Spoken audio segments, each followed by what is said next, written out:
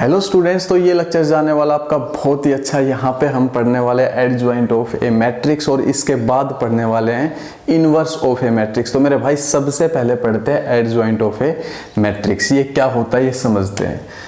मेरे पास मान लो कोई ए मैट्रिक्स है और वो स्क्वायर मैट्रिक्स है, स्क्वायर मैट्रिक्स। तो स्क्वायर मैट्रिक्स कैसे बनेगा? A11, A12, A13, A21, A22, A23, A31, A32, A33 और इसका मैं निकालना चाहता हूँ एडजॉइंट, इसका निकालना चाहता हूँ एडजॉइंट।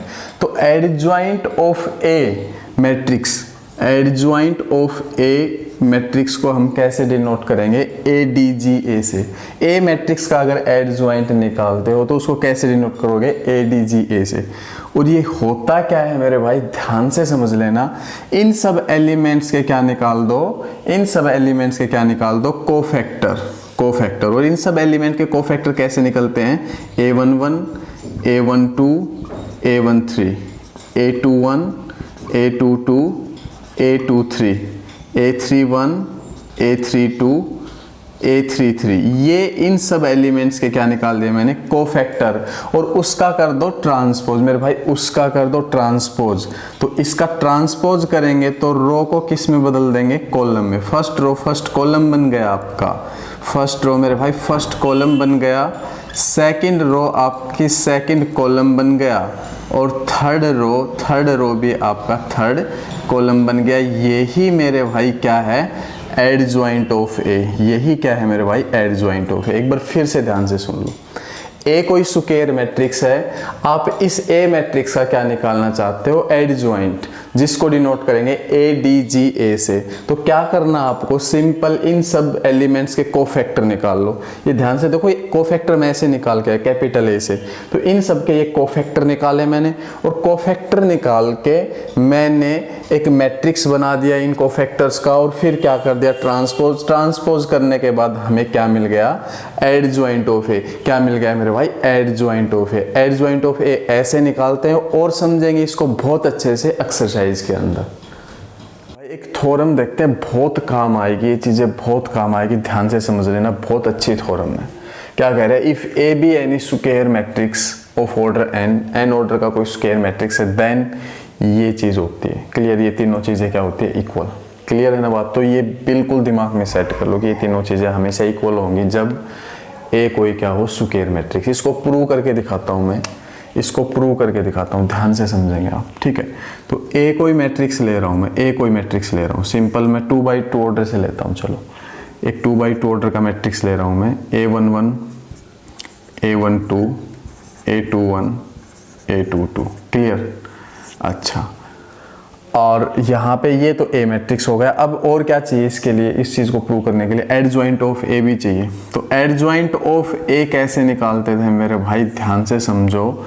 इन सब के कोफैक्टर निकालो। इन सब के कोफैक्टर क्या होंगे? A11, A12, A21, A22 होंगे। और उसका एक मैट्रिक्स बना लो, उसका एक मैट्रिक्स बना लो और उसका कर दो ट्रांसपोज, उसका कर दो ट्रांसपोज। तो क्या मिल जाएगा हमें? Adjoint of matrix A. तो ये क्या मिला? A11 ट्रांसपोज करने के बाद A12, A21, A22। क्लियर है बात? बिल्कुल अच्छे से आपको ये बात क्लियर होनी चाहिए। अब देखो, अब प्रूव करना चाहते हैं इन चीज़ों को, इक्वल दिखाना चाहते हैं। तो मैं निकालना चाहता हूँ A इंटू एडजॉइंट ऑफ ए। तो सिंपल, पहले तो आप ए मैट्रिक्स लिखोगे। ए मैट्रिक्स क्या है? A11, A12, A21, A22। ठीक है, और अब लिखोगे आप adjoint of A. Adjoint of A क्या आपका? A11, A21, A12, A22। अब देखो मेरे भाई, करने वाले क्या हो? मल्टीप्लाई। और मल्टीप्लाई आपको बहुत अच्छे से मालूम है। तो देखो इसकी मल्टीप्लाई फर्स्ट रो की फर्स्ट कॉलम के साथ करोगे तो क्या आएगी? A11, A11 plus A12, A12। आपको बहुत अच्छे से मालूम, बहुत अच्छे से मालूम है। अब फर्स्ट रो की सेकंड कॉलम के साथ करोगे तो A11, A21 plus A12, A22। ऐसे ही मेरे भाई अब सेकंड रो की फर्स्ट कॉलम के साथ करोगे तो A21, A11 plus A22, A12। अब सेकंड रो की सेकंड कॉलम के साथ करोगे तो A21 प्लस A22 A22। अब मेरे भाई ध्यान से देखना बिल्कुल मैं क्या करने वाला हूँ यहाँ पे। ये देखो ये A11 की मल्टीप्लाई उसी के कोफैक्टर के साथ, A12 की मल्टीप्लाई उसी के कोफैक्टर के साथ और बीच में प्लस। और मैंने एक रिजल्ट समझाया था, याद हो आपको, किसी रो के एलिमेंट की मल्टीप्लाई, किसी रो के एलिमेंट्स की मल्टीप्लाई, फर्स्ट रो होती 3/3 में फर्स्ट रो होती थी, फिलहाल हम 2/2 सीख रहे हैं क्योंकि चीज़ें 3/3 पे जो लगनी वो भी 2/2 पे लगनी। 3/3 बना तो लेता मैं यहाँ पे, तो वो बहुत बड़ा सा बेकार सा हो जाता, बहुत टाइम लग जाता उसको समझाने में। क्लियर, काफ़ी लिखना पड़ता, बोर्ड पे जगह कम है इसलिए 3/3 नहीं बना। तो यहाँ पे ध्यान से समझो, मैंने एक रिजल्ट समझाया था बेसिक में, अगर याद हो, किसी रो के, ये फर्स्ट रो होती थी, किसी रो के एलिमेंट्स की मल्टीप्लाई उनके कोफैक्टर के साथ कर दी जाए, उन्हीं के कोफैक्टर के साथ कर दी जाए और प्लस कर दिया जाए, तो मेरे भाई किसकी वैल्यू आ जाती है? डिटरमिनेंट की वैल्यू आ जाती है। अगर ए मैट्रिक्स के ये एलिमेंट्स है तो ए डिटरमिनेंट आ जाता है। क्लियर है ना? डेल आ जाता है, डेल लिख लो ना, चलो यहाँ पे डेल डिटरमिनेंट आ जाता है। क्लियर है ना? अब यहाँ पे देखो ध्यान से, फर्स्ट रो के एलिमेंट्स की मल्टीप्लाई उनके कोफैक्टर के साथ हो रही है, उन्हीं के कोफैक्टर के साथ हो रही है, तो ये यहाँ से क्या आ जाएगा आपका? ये ए डिटरमिनेंट मिल जाएगा आपको, ए डिटरमिनेंट मिल जाएगा। ये समझाई हुई बात है, समझाई हुई बात है। अगर बेसिक्स नहीं कर रहे हो तो बार बार एक ही बात कहता हूँ, बेसिक्स जरूर करो। मैथमेटिक्स में बेसिक ही है सब कुछ, एक्सरसाइज तो आप कभी भी कर लोगे। पहले मैं बता के आ चुका हूँ, किसी रो के एलिमेंट्स की मल्टीप्लाई उनके कोफैक्टर के साथ कर दी जाए और प्लस कर दिया जाए तो वैल्यू आती है ए डिटरमिनेंट, डिटरमिनेंट की वैल्यू आ जाती है। और एक रिजल्ट और भी बताया था मैंने, याद हो, इसी के साथ ही बताया था वो रिजल्ट भी, इसी के साथ, किसी रो के एलिमेंट्स की या कॉलम के एलिमेंट्स की मल्टीप्लाई किसी अदर रो अदर कॉलम के कोफैक्टर के साथ करके प्लस कर दिया जाए तो डिटरमिनेंट की वैल्यू 0 आ जाती है। क्लियर? तो यहाँ पे ध्यान से देखो, ये फर्स्ट रो है और इनकी मल्टीप्लाई किससे हो रही है? इनकी मल्टीप्लाई किससे हो रही है? सेकंड रो के कोफैक्टर के साथ, तो डिटरमिनेंट की वैल्यू क्या आ जाएगी यहाँ से? 0। क्लियर? इससे डिटरमिनेंट क्या वैल्यू देता है अपनी? 0। क्लियर होगी बात? अब देखो ये कितना देगा? 0, और ये कितना देगा? यहाँ पे ए डिटरमिनेंट, यहाँ पे क्या मिलेगा? ए डिटरमिनेंट। अगर आपने बात समझी हो तो, पहले समझी हो तो, अगर आपने पहले नहीं समझे तो ये समझ में नहीं आएगा, समझी होगी तो बिल्कुल क्लियर होगी बात। अच्छा आगे बढ़ते हैं। ये एक मैट्रिक्स है, मैट्रिक्स में से क्या कॉमन आ जाता है? एक एलिमेंट कॉमन आ जाता है। अगर लेना चाहते हो तो पूरे मैट्रिक्स के एलिमेंट्स के साथ होना चाहिए, वो नंबर पूरे एलिमेंट्स के साथ होना चाहिए। इसके साथ भी ए डिटरमिनेंट, ये तो ए डिटरमिनेंट है, इसके साथ भी ए डिटरमिनेंट, इसके साथ भी ए डिटरमिनेंट है, ये ए डिटरमिनेंट है, तो सब में से ए डिटरमिनेंट कॉमन, तो यहाँ पे 1 0 0 1, और ये ए डिटरमिनेंट इनटू क्या लिख सकते हो? आई। तो ये किसके बराबर आ गया? इसके बराबर। अब मेरे भाई इसको सोल्व करोगे ना इसी ढंग से, तो ये भी यही आने वाला है। तो ये थ्योरम हो चुकी है आपकी प्रूफ। भाई इसको इसके इक्वल दिखा दिया सोल्व करते करते। अब जब इसको आप ऐसे उठा के सोल्व करोगे, एडजॉइंट ऑफ ए पहले लिखोगे और फिर ए जो आपका है वो बाद में लिखोगे, मल्टीप्लाई करोगे तो यही चीज़ आने वाली है, और यही चीज़ आने वाली है ये वाली। तो ये इसके बराबर, ये इसके बराबर, तो ये थ्योरम हो गई प्रूफ। बिल्कुल ध्यान से समझ लेंगे, रोक रोक के चीज़ों को समझ लेंगे, एक एक स्टेप समझ लेंगे, बहुत काम आने वाली चीज़ है। इसको तो बिल्कुल आप याद ही कर लो, बहुत अच्छे से याद कर लो मेरे भाई, बहुत काम आएगी। आगे चलते भाई, कुछ छोटी छोटी बातें वो सीखते, बिल्कुल छोटी छोटी सी बातें। देखो यहाँ पे ये बहुत काम आती है, ये चीज़ें बहुत ही काम आती है। ये कह रहा है कि सिंगुलर मैट्रिक्स क्या होता है। सिंगुलर मैट्रिक्स देखते हैं। अगर कोई मैट्रिक्स है मेरे भाई, स्क्वायर मैट्रिक्स, अगर कोई आपके पास स्क्वायर मैट्रिक्स है, स्क्वायर मैट्रिक्स, क्लियर ध्यान रखना, उसका आप डिटरमिनेंट निकालते हो। उसका क्या निकालते हो? डिटरमिनेंट। ठीक है, उसका क्या निकालते हो? डिटरमिनेंट। और वो डिटरमिनेंट देखो, इसका डिटरमिनेंट क्या आएगा? 32 - 32, वो डिटरमिनेंट क्या आ जाए? 0। तो वो डिटरमिनेंट क्या आ जाए? 0। तो वो मैट्रिक्स ए क्या हो जाएगा? A is singular matrix. Singular matrix. एक बार फिर से, मैट्रिक्स ए है, इसका डिटरमिनेंट किसके बराबर आ गया? 0 के बराबर, तो ए मैट्रिक्स को क्या बोल दोगे? Singular matrix. एक होता है non singular matrix. Non singular matrix समझते हैं, ए मैट्रिक्स है, उसका हम क्या निकालेंगे? डिटरमिनेंट। ये कोई ए मैट्रिक्स है स्क्वायर, इसका डिटरमिनेंट निकालेंगे, कितना आ रहा है? 10 - 12 जो आया -2, जो क्या है? Not equal to 0। अगर ए मैट्रिक्स है और उसका डिटरमिनेंट नॉट इक्वल टू 0 आ जाता है तो मेरे भाई मैट्रिक्स ए जो होगा, A is non singular. Non singular. बिल्कुल छोटी छोटी सी बात है बट बहुत काम आती है ये बात, ये चीज़ें बहुत काम आने वाली है, ध्यान से देख लो, बहुत काम आने वाली। तो मेरे भाई एक थ्योरम ये है, थ्योरम क्या कह रहा है कि if A and B are square matrices of same order, तो ए बी का डिटरमिनेंट किसके बराबर होता है, A determinant into B determinant के बराबर। और इस थ्योरम का यूज एक मैं बहुत अच्छा सा रिजल्ट बनाने में करूँगा, बहुत बढ़िया रिजल्ट बनाने वाला हूँ, जो कई बार एक नंबर का क्वेश्चन देता है हमें बोर्ड में। तो यहाँ पे एक रिमार्क है, देखो उसको सीखते हैं जिससे एक रिजल्ट मिलेगा। रिमार्क क्या है, रिमार्क क्या है ये समझेंगे। देखो मैं आपको एक थ्योरम समझा के आया था, adjoint of A into A is equal to A into adjoint of A is equal to A determinant into I, ये समझा के आया था। ये बहुत अच्छे से थ्योरम हमने अभी अभी सीखी थी। यहाँ से मैं 2 स्टेप उठा रहा हूँ और उठा भी सकता हूँ, कौन कौन से, ये और ये। Adjoint of A into A is equal to A determinant into I लिख सकता हूँ। अब देखो मैं क्या करने वाला हूँ मेरे भाई, ध्यान से समझोगे आप, ध्यान से समझोगे।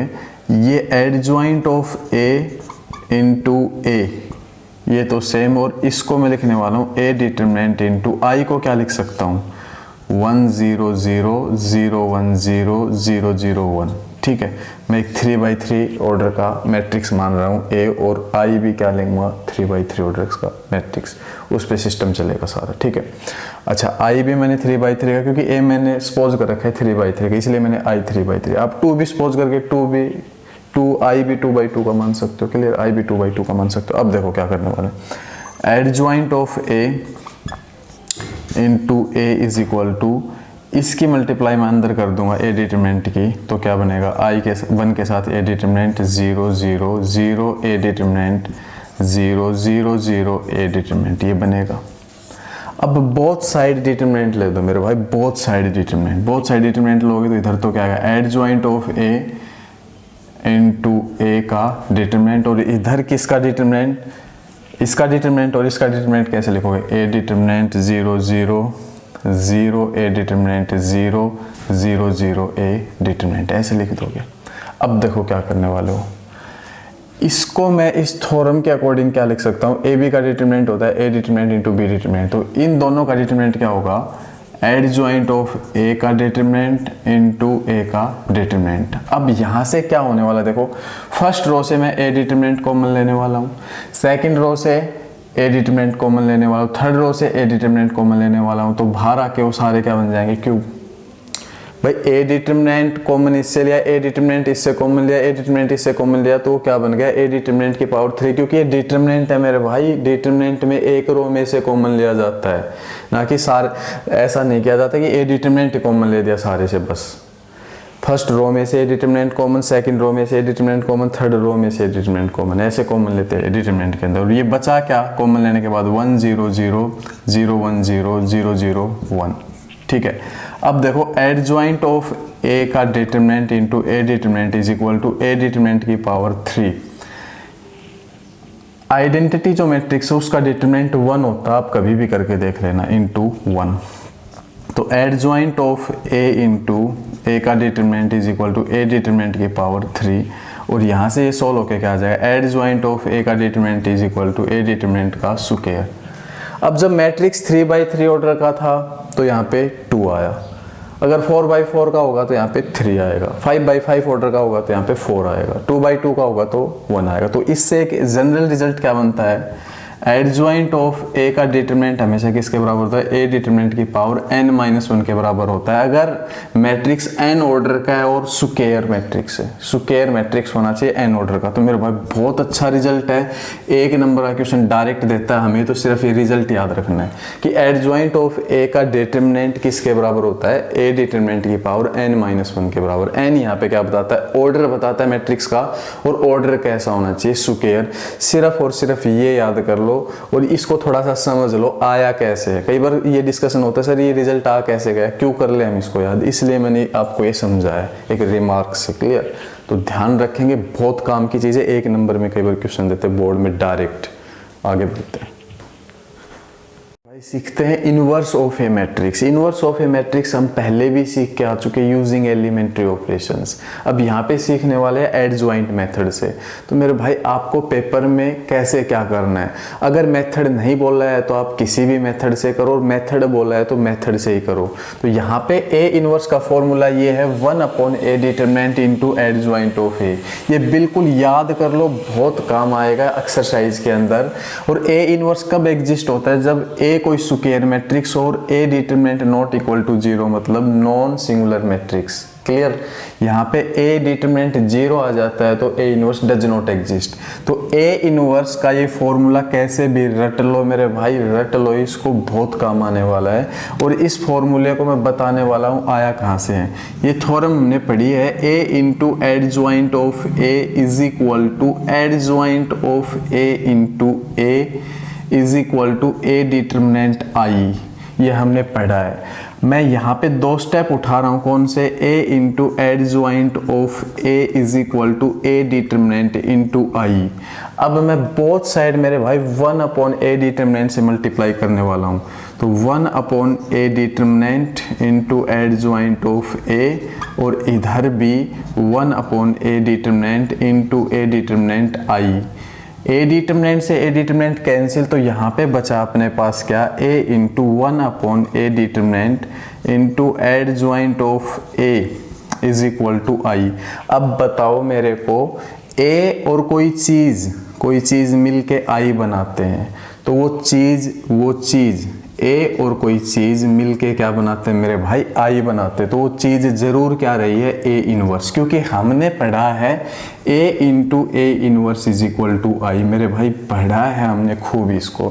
तो यहाँ पे ए इनवर्स क्या आ चुका, 1/a determinant into adjoint of A. और यही आपका फॉर्मूला बहुत काम आने वाला है, बहुत अच्छे से कर लो। या तो एग्जाम में यूजिंग एलिमेंट्री ऑपरेशन या इस मेथड से इनवर्स पूछा जाता है। मेरे भाई कर लो इसको, बहुत काम आएगा। एक्सरसाइज करने में अब फुल मज़ा आने वाला है। पहले बेसिक आपने अच्छे से पढ़ लिया है क्योंकि। क्लियर।